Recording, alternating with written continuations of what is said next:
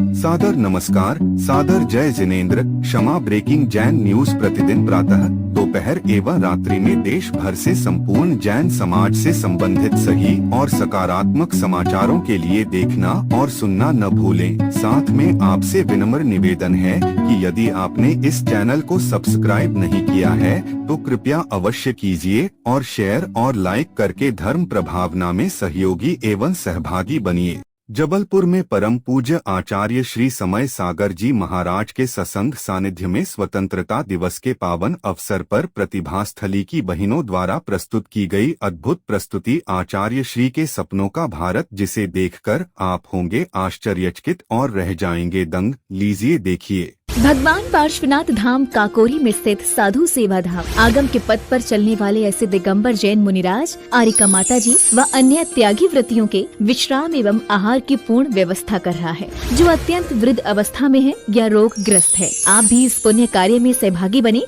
और पुण्य के भागीदार बने। एक दिन के चौके की राशि मात्र 2100 रूपए। 10 साल की पात्रता, जिसमें आपके नाम से साल में 2 बार चौका लगेगा, जिसकी राशि मात्र 11,000 रूपए है। आजीवन साल में 2 बार आपके नाम से चौका लगेगा तथा आपका नाम शिलापट पर लिखा जाएगा। राशि मात्र 25,000 रूपए है। 1 माह की पूजन राशि मात्र 3100 रूपए। दान जमा करने हेतु खाता विवरण Bhagwan Parshvanath Dham trust, bank of Baroda, Chowk branch, Lucknow. खाता संख्या 0645010029,154। IFSC code BARBO LUCKNO। संपर्क सूत्र 9452017984 7007783995। हुआ भारत तक्षशिला के महान गुरु के शिष्य चंद्रगुप्त सम्राट का वह भारत जिसने खंड खंड देश को अखंड रूप में परिवर्तित कर दिया। 350 साल गुलामी की जंजीरों में बंधा हुआ भारत देश, जिसको अहिंसा और सत्य के हथियारों को लेकर के राष्ट्रपिता महात्मा गांधी ने आजाद कराया, उस भारत को बात मैं आज करने आई हूं। राष्ट्रहित चिंतक, सर्वोदयी संत, भारत भाग्य विधाता आचार्य भगवान श्री विद्यासागर जी के भारत की बात करने आपके सामने प्रस्तुत हूं। आज प्रत्येक जनमानस के हृदय स्थली पर शाश्वत विराजमान आचार्य भगवान श्री विद्यासागर जी महाराज के सपनों के भारत को लेकर के मैं आपके समक्ष खड़ी हूं। हम सब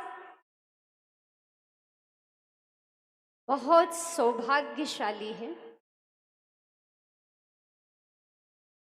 जिन्होंने आचार्य श्री के साक्षात दर्शन किए, उनकी सन्निधि को पाया और उनकी देशना का पान किया। आचार्य भगवान श्री विद्यासागर जी महाराज के सपनों का भारत कैसा था? वो भारत, किस भारत देश की बात आचार्य श्री जी कहते थे और करते थे? आइए हम उन्हीं के मुखारविंद से सुनते हैं।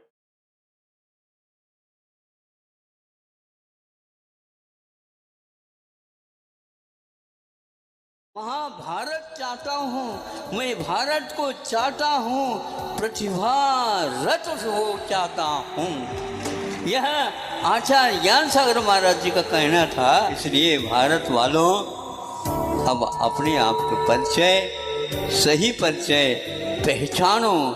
हम ऐसे नहीं, हम दानव नहीं हैं। 24 घंटा ध्वजा की रक्षा के लिए समर्पित होते रहना। प्राण मिलेंगे, लेकिन ये प्रतिज्ञा कभी भी छूट नहीं सकती। प्राण जाए पर प्रण नहीं जाए, यही रीत रघुकुल से आए। लघुकुल नहीं है, रघुकुल है। तो यह भारत तो भारत ही रहेगा।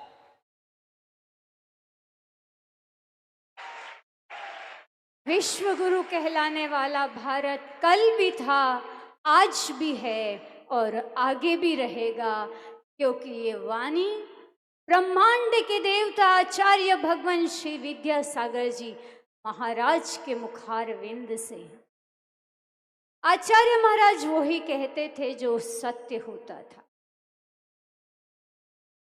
वो आचार्य श्री जी जिन्होंने भारत को देखा, सोने की चिड़िया कहलाने वाले भारत को उन्होंने, विश्व गुरु कहलाने वाले भारत को उन्होंने देखा, तो वसुधैव कुटुंबकम की मान्यता को अपनाने वाले भारत को संजोया, मर्यादा पुरुषोत्तम राम के भारत को उन्होंने पाया, और महावीर के जियो और जीने दो का अहिंसक भारत, स्वावलंबन की धुन पर चलने वाला भारत और मनुष्य को मानव बनाने वाला भारत, ऐसा है आचार्य श्री विद्यासागर जी महाराज के सपनों का भारत।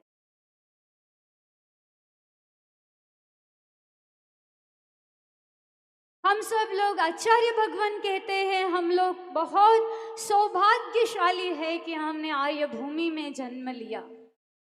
हम इसके आगे जाकर के कहना चाहते हैं कि हम परम सौभाग्यशाली है कि हमने धर्मयुग प्रवर्तक राष्ट्र नेता आचार्य भगवान श्री विद्यासागर जी महाराज के युग में जन्म लिया, क्योंकि वे केवल धर्म नेता नहीं थे, अपितु प्रखर राष्ट्र चिंतक, गहन साधना और तपस्या से भारत की तस्वीर ही नहीं तकदीर को बदलने वाले राष्ट्र नेता आचार्य श्री विद्यासागर जी। आचार्य श्री के मानस पटल पर कौन से भारत ने आकार लिया, हम देखते हैं चलचित्र में आचार्य श्री के मुखार विंद। यहाँ पर संस्कृति अहिंसा की है, क्योंकि यहाँ पर प्रत्येक जीव प्रत्येक द्रव्य स्वतंत्र रहता है और स्वतंत्र ही रहेगा, किंतु किसी के अधीन उसको रखने का जो प्रयास पुरुषार्थ किया जाता है वो हमारा अज्ञान है। जहाँ की संस्कृति जीवन को उत्कृष्टता की ओर ले जाने की संस्कृति रहती है, वही राष्ट्र सबसे धनाढ्य माना जाता और भारत उसमें अग्रणी रहा है। अतीत में जो वैभव था, संस्कृति थी, रक्षा थी, इतिहास के पन्ने उठाते उठाते ऐसे ज्ञान होता है।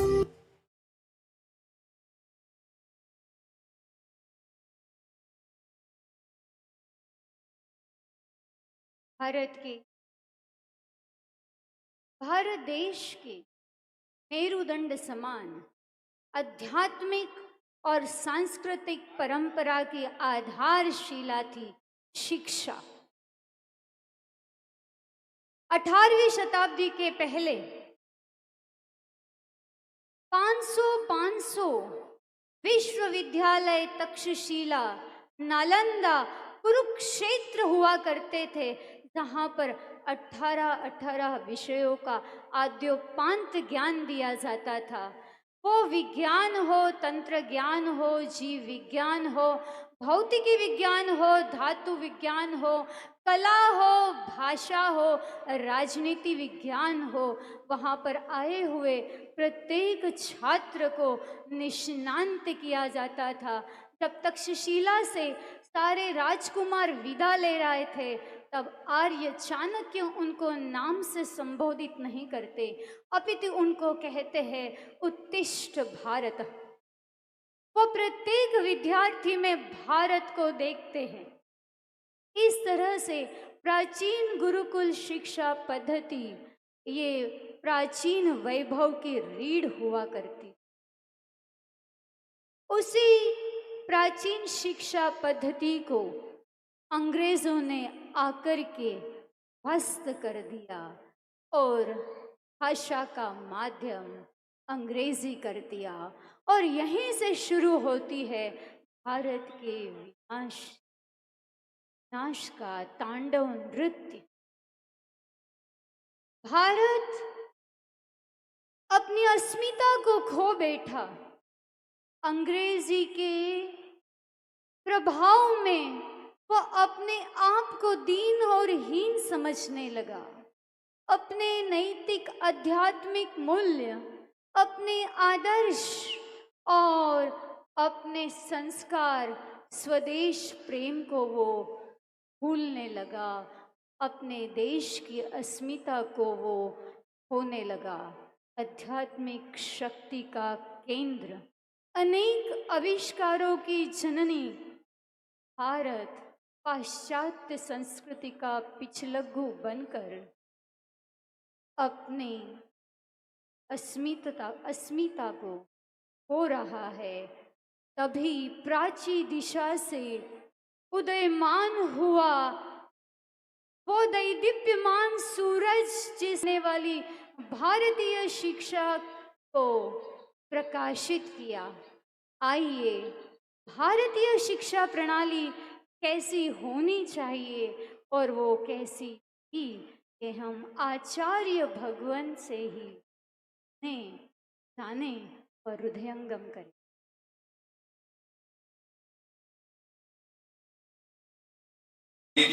अपनी मातृभाषा अथवा कोई राष्ट्रीय भाषा के माध्यम से शिक्षा का प्रयोग किया जाता है तो वह बहुत गुना विद्यार्थियों के लिए वरदान सिद्ध हो गया। इसके ऊपर शोध हो चुका है, क्योंकि उसके पास विषय वस्तु है लेकिन अभिव्यक्ति के लिए कोई विशेष भाषा उसे प्राप्त नहीं है। तो माध्यम यदि विदेशी भाषा में होगा, उस शिक्षा के द्वारा जीवन में कभी भी राष्ट्र की उन्नति नहीं कर सको, क्योंकि अपनी मातृभाषा में चिंतन अपने आप ही बहता चला जाएगा। उसके द्वारा जो मन में आया है, जो समझ में आया है, उसको अभिव्यक्त कर लेगा। इस अभिव्यक्ति के लिए भाषा का आधार लिया जाता है कि आप लोग यदि अपनी संतान के ऊपर दया करते हो और उनके भला चाहते हो तो उस भाषा से उसको दूर रखो और अपनी जो भाषा है उस भाषा में ही उनको शिक्षा दे दो और उसमें आपको सफलता मिलेगी, वो अद्वितीय सफलता मिलेगी।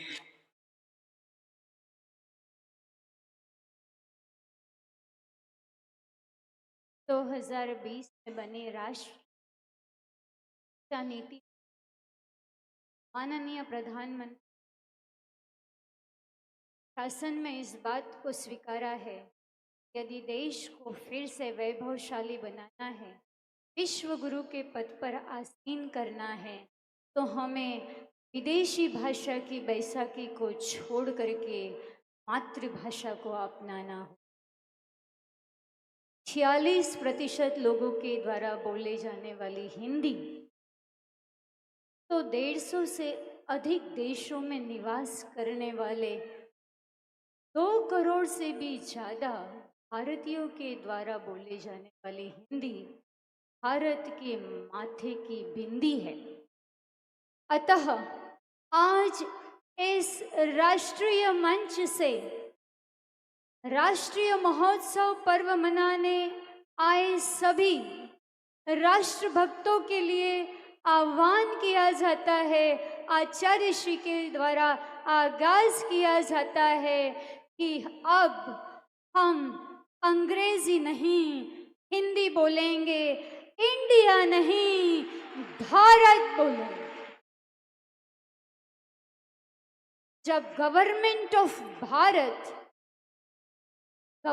ऑफ इंडिया की जगह जब गवर्नमेंट ऑफ भारत प्रशासन ने परिवर्तित कर दिया है, तो फिर हमें इंडिया को भारत बोलना ही चाहिए। यही हमारे देशभक्त होने की निशानी। अतः आज से हम हस्ताक्षर करें तो हिंदी में करें, क्योंकि हमारे हस्ताक्षर हमारे व्यक्तित्व का परिचायक है। आज से हम अपने दुकानों के होर्डिंग्स, बोर्डिंग्स और नेम प्लेट्स अपनी मातृभाषा में करें और परिचय दें कि हम हैं हिंदुस्तानी, हम हैं भारतीय, भारतवर्ष के वासी और आचार्य भगवान विद्यासागर जी महाराज के अनुयायी। शिक्षा जगत के इस क्षेत्र को प्रकाशमान करते हुए आचार्य भगवान कहते हैं कि केवल शाब्दिक ज्ञान ही नहीं अपितु प्रायोगिक ज्ञान, कौशल पर आधारित ज्ञान, हस्त कौशल का ज्ञान ही देश के विकास की नींव है। अतः प्राचीन भारत में जहाँ हस्तशिल्प और हस्त कौशल भारतीय अर्थव्यवस्था की रीढ़ हुआ करते थे, भारत अकेला 33% निर्यात करता था। भारत ने कभी आयात किया ही नहीं। भारत में 46 प्रकार के उद्योग होते थे। इस प्रकार केवल ज्ञान और विज्ञान का केंद्र ही नहीं अपितु अग्रणी उद्योग में भी भारत अग्रणी रहा है। उसी भारत को स्वर्णिम भारत बनाने के लिए आचार्य भगवान ने फिर एक बार शंखनाद किया। हस्तशिल्प और हस्त कौशल के द्वारा भारतीय अर्थव्यवस्था को विश्व गुरु और उन्नायक बनाने का। आइए हस्तशिल्प और हस्तकरघा के द्वारा आचार्य श्री जी भारत की अर्थव्यवस्था को किस दिशा की ओर मोड़ना चाहेंगे, हम देखते। हस्ताक्षर जो हो रहा है उसमें आप परिवर्तन कर दीजिए। आज इसे अपनी अपनी भाषा में हस्ताक्षर करना चालू कर दो तो मैं समझूंगा बहुत कुछ आपने संकल्प ले लिया।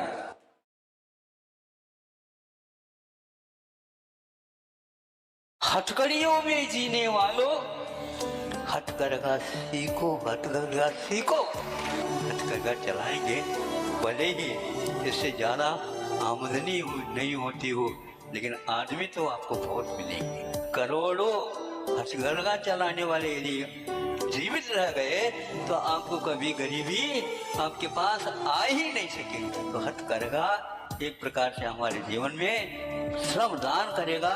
इसलिए अपने बच्चों को श्रम सिखाओ। संयम प्राप्त करने के भाव इन सूट से पहने हुए वस्त्रों में होता है, और लोम से जो यंत्र से उत्पन्न हुआ है वह वासना की ओर ले जाता है। तो हस्तक्षेप छोड़ दो, हस्तशिल्प को ले आओ। ऐसे हाथ ने कहीं नहीं दिखाना भूल से। ये हस्तक्षेप है, ये हस्तशिल्प है। हथकरघा सामने रखो, निश्चित रूप से खुशी को लौटते रहो, लौटते रहो।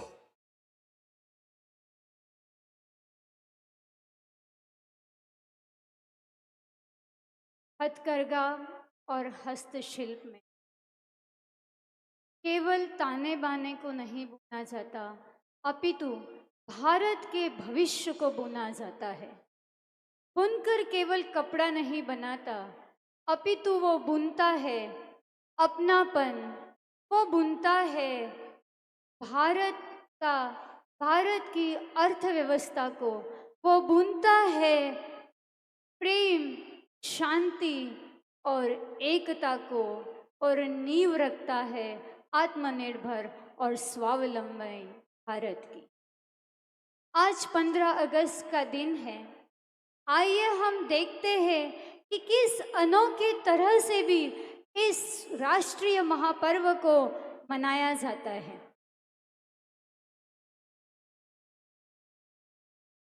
पापा, स्वदेशी आंदोलन में लोगों ने प्रण लिया था कि वो पूरे जीवन भारत में बनी हुई सूती कपड़े ही पहनेंगे और विदेशी कपड़े कभी नहीं पहनेंगे। पापा, आप क्या एक दिन के लिए भी नहीं पहन सकते हैं? अब भी जिसका खून न खोला वो खून नहीं, पानी है। जो देश के काम ना आए पापा, वो बेकार जवानी है। चंद्रशेखर आजाद ने गोलियां खाई थी और आप पारंपरिक वेशभूषा पहन के नीचे नहीं आ सकते।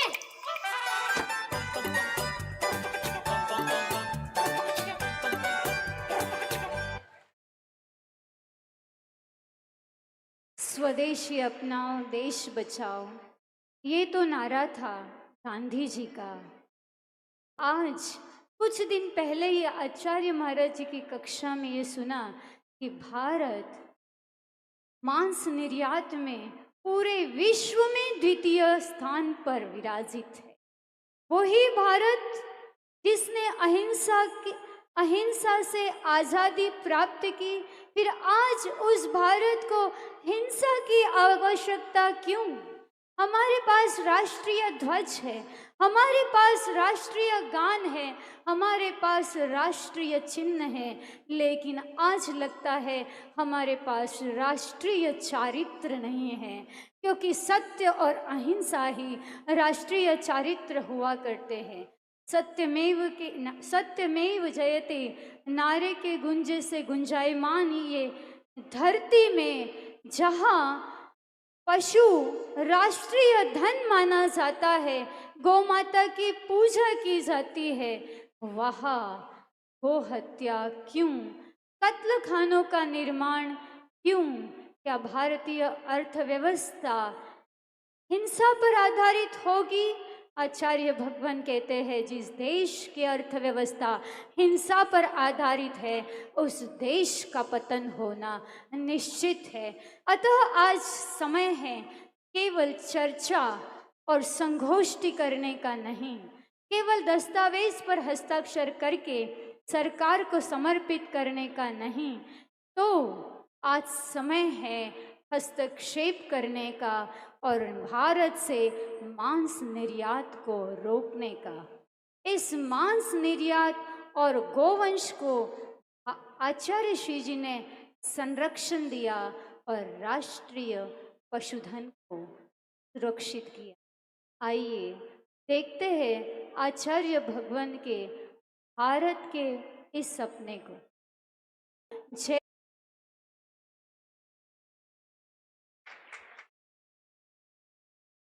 फास्ट फूड नहीं, फास्ट फूड को अपनाओ, इस मूल मंत्र के साथ ही आचार्य श्री स्मरण करते हैं प्राचीन भारतीय चिकित्सा पद्धति, जहाँ प्लास्टिक सर्जरी, हृदय रोग, मधुमेह जैसी असाध्य बीमारियों का इलाज प्राकृतिक चिकित्सा पद्धति के द्वारा महान श्रेष्ठ आयुर्वेद में निष्णांत वैद्यराज आचार्य सुश्रुत और आचार्य चरक के द्वारा यह चिकित्सा पद्धति संपूर्ण विश्व में अपने आप में एक बेजोड़ थी।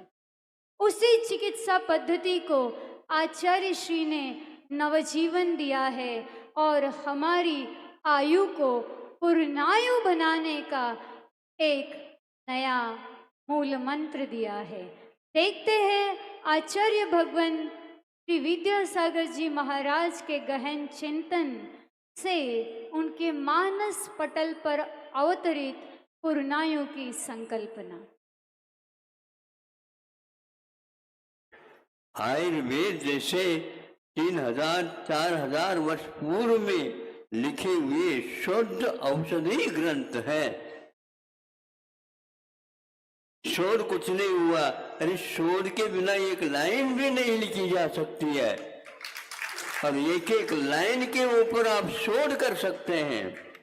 उन्होंने मंत्र के माध्यम से भी, यंत्रों के माध्यम से भी, दवाइयों के माध्यम से भी वहां अकाल मरण को दूर करने का मात्र अमोघ शस्त्र यदि है तो आयुर्वेद।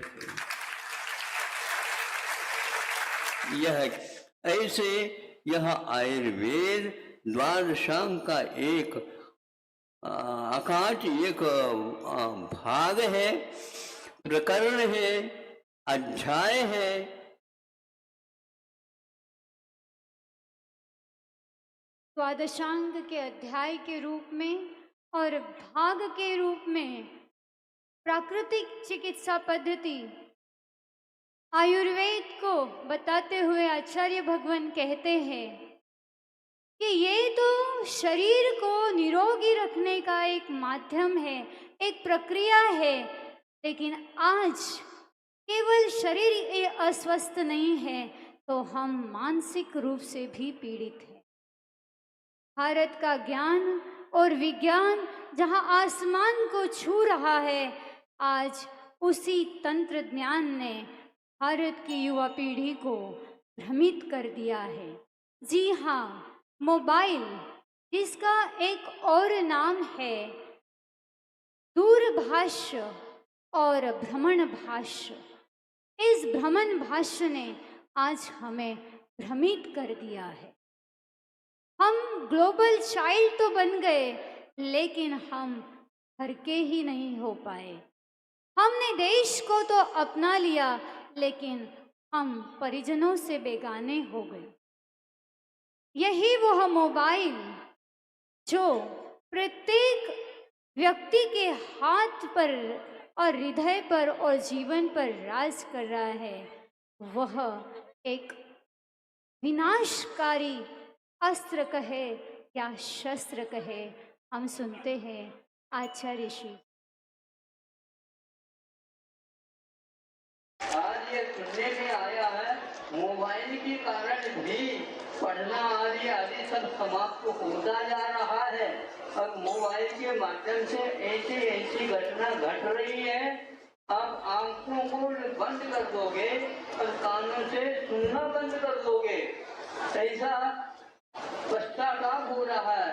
अब हमारे संतान का भविष्य क्या है?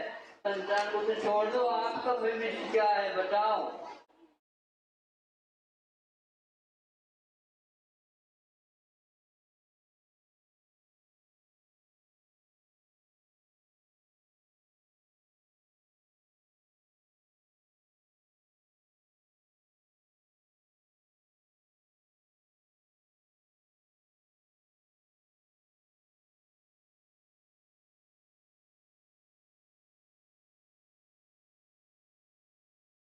भारत को पुनः प्रतिभारत करने वाले राष्ट्र संत के चरणों में हम सब बैठकर आज स्वतंत्रता की इस भावनाओं को भा रहे हैं।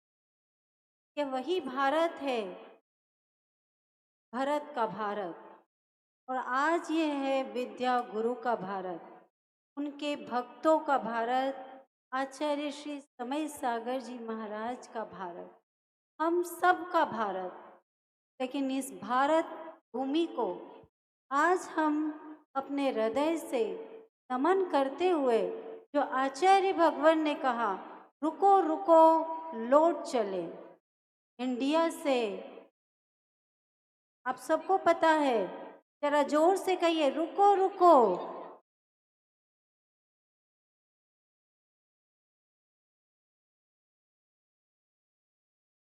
और इसके विपक्ष ये पक्ष पहला जयकार लगाया किया गया है। इसलिए ध्वजारोहण के दिन अहिंसा परमो धर्म की यह पहला जयकार लगाया जाता है।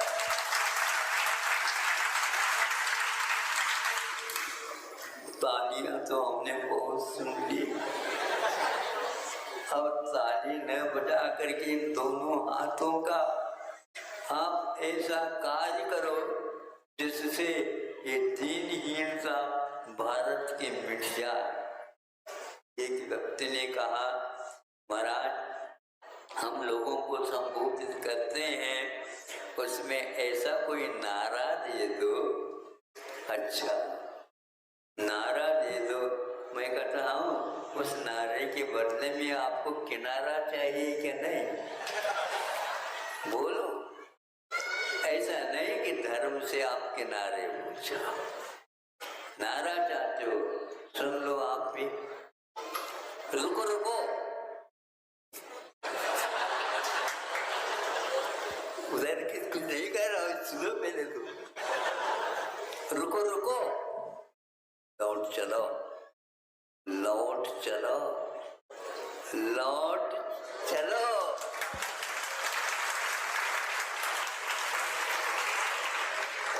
कहाँ चले गए थे? लौटने की आवश्यकता पड़ गई। लौटना बहुत कठिन होता है, लेकिन दृढ़ संकल्प ले ले, इंडिया से भारत की ओर लौट चलो।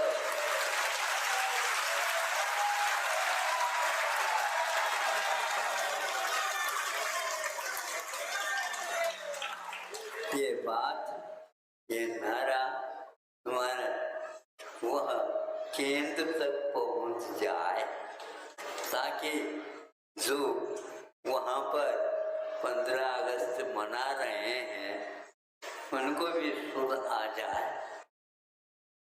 यह मात्र नारा नहीं, यह शांति का मंत्र है। इन कुछ शब्दों के माध्यम से आचार्य भगवान ने अध्यात्म की साधना करने वालों संत पुरुषों को भी अपनी आत्मा में रमण करने का भाव किया, और वहीं हम जैसे भटकती मानवीय संस्कृति को अपनी ओर लाने का भी आचार्य भगवान ने संदेश दिया। यह इंडिया प्रतीक है पाश्चात्य संस्कृति का, विलासिता का, स्वार्थ से भरे भावों का और हिंसा का, जबकि भारत प्रतीक है दया का, जियो और जीने दो के संदेशों का, संस्कृति का, आत्म केंद्रित होने का। इसलिए इस नारे को केवल नारा हमें नहीं बनाना है। आज से पहले जो युद्ध लड़ा गया वो युद्ध थे धर्म युद्ध। महाभारत का युद्ध था, धर्म युद्ध था, लेकिन वहाँ पांडवों के सामने दुर्योधन खड़ा था। राम ने युद्ध लड़ा तो उसके सामने रावण खड़ा था। लेकिन अंग्रेजों से जब लड़ाई हुई तब सामने ब्रिटिशर्स थे। लेकिन आज हमारा युद्ध और कठिन युद्ध है, क्योंकि सामने कोई और नहीं, हम स्वयं खड़े हैं। हमारे अंदर बसी हुई पाश्चात्य संस्कृति खड़ी है। इसलिए इस बार यह युद्ध है हमारा अपने आप से। ये हमारा युद्ध है हमारे अंदर सो गई चेतना से। इस बार जो हमारे गुरु जी के कहे हुए संदेशों से झंकृत करने हैं, और उस युद्ध में जीत होगी, क्योंकि हमारे साथ है, हमारे गुरुवर हमारे साथ है। और ये जो सोई हुई चेतना है उसको जागृत करने के लिए आचार्य भगवान हमें क्या कह रहे हैं, सुनिए। बीच में किसी ने कहा कि हम जैसे मुर्गों में महाराज जी प्राण जगा रहे। अरे हमने कहा ये जो मुर्गे कभी भी प्राण को प्राप्त हो सकते हैं क्या? नहीं, आप तो मर्द हैं, किंतु सोए में ये मर्द है। जगाने के लिए गुरुजी ने हमें ललकारा, ये ध्यान रखो मैं जा रहा हूँ, लेकिन ध्यान रखना यहाँ पर जो कार्य आएगा जो समय पर उसको करते रहना, और मैं हमेशा हमेशा आपके साथ ही हूँ। मेरे साथ हमेशा रहते हो। आत्मा कभी भी मरती नहीं। यहाँ से वहाँ भरे चली जाए, लेकिन वहाँ से भी वे ऐसे आशीर्वाद के हाथ उठाएंगे तो यहाँ पर ऐसा यह प्रकार से ऐसी जागृति होगी, जिस जागृति के कारण विश्व में एक तहलका मच जाएगा।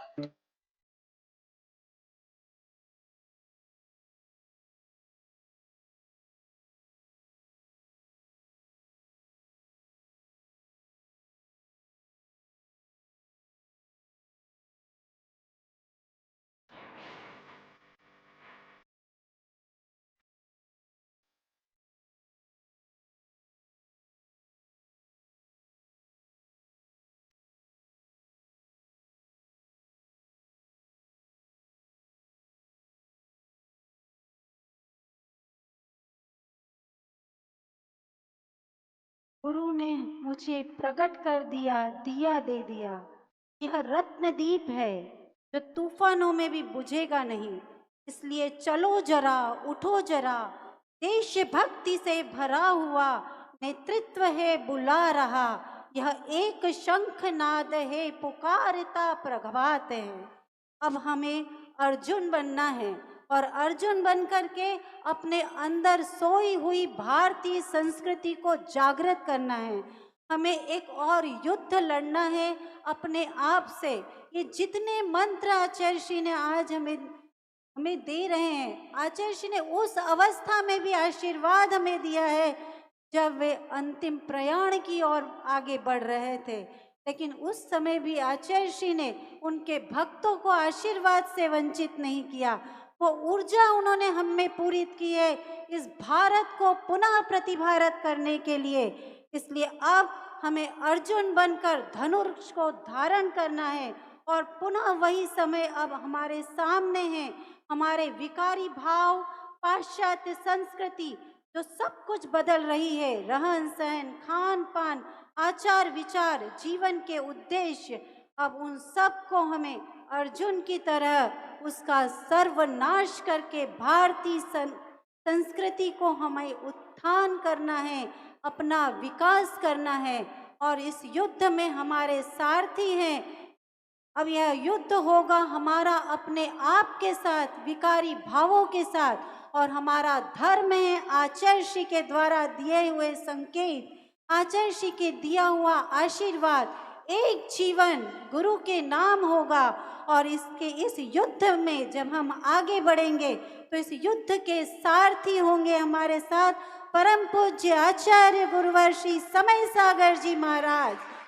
अब हर भक्त आचार्य श्री का अर्जुन बनेगा और इस युद्ध को लड़ने के लिए उसका मार्गदर्शन करेंगे हमारे आचार्य प्रवर श्री समय सागर जी महाराज। जीत हमारी निश्चित है, क्योंकि हमारे सारथी निरीह निष्प्रह संत है जिन्हें स्वयं कुछ नहीं चाहिए, लेकिन उन्हें आचार्य श्री का भारत जरूर चाहिए। इसलिए हम सब उनके चरणों में बैठकर इस भारतीय संस्कृति को और अपने इन विकारों भावों पर जरूर विजय प्राप्त करेंगे। फास्ट फूड का हम त्याग करेंगे, हम अपनी आदतों को बदलेंगे, मोबाइल का अनावश्यक प्रयोग नहीं करेंगे, पारंपरिक परिधानों को अपनाएंगे, मातृभाषा का प्रचार प्रसार करेंगे और कत्ल खानों पर रोक लगाने का भरपूर प्रयास करेंगे। और ऐसे कार्यों को जो कोई भी कर्तव्य आचार्य श्री दे करके गए हैं उसे धर्म मान करके हम सब आगे बढ़ेंगे। आचार्य प्रवर श्री समय सागर जी महाराज के मार्गदर्शन में हम यही भावना करते हैं, यही भावना वीर से अनुनय से कर जोड़, हरी भरी दिखती रहे धरती चारों ओर। बोले परम पूज्य आचार्य गुरुवर श्री विद्यासागर जी महामुनि राज की।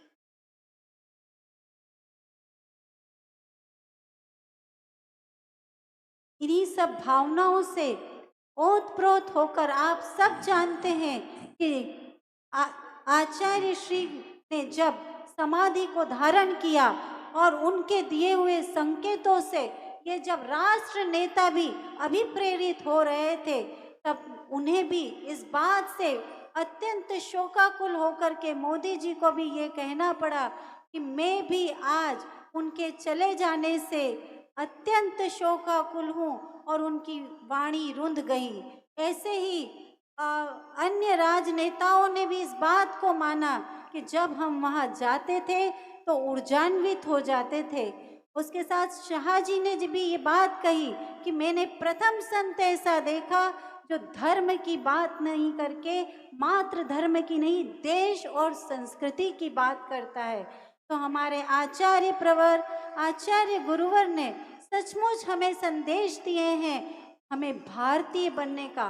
भारत केवल एक राष्ट्र या सीमाओं का नाम नहीं है, भारत एक संस्कृति है, भारत एक दर्शन है, भारत अहिंसा है, भारत आत्मोत्थान का रास्ता है। इसलिए हमें भारत के लिए नहीं करना है, हमें अपने आप के लिए करना है, हमें अपने गुरु के बताए हुए मार्ग पर चलना है।